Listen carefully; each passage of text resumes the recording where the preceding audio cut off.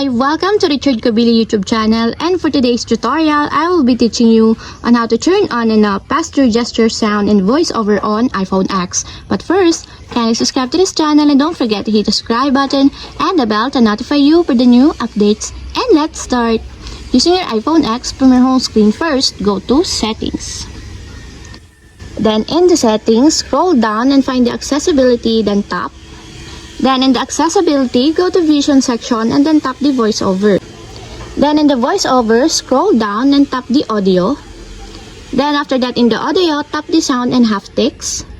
Then in this part in the sound and haptics, scroll down again and go to voiceover feedback section and then find and tap the pass-through gesture. Then in this part in the pass-through gesture, find the sound. As you will see, there's a switch button located on the side of it.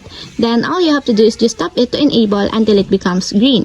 And if you want to disable or turn off, just tap again the switch button just like this. And that's it, we have successfully turned on and off pass-through gesture sound and voiceover on iPhone X. If you have a question, kindly comment down below and don't forget to hit the subscribe button and the bell to notify you for the new updates. And thanks for watching!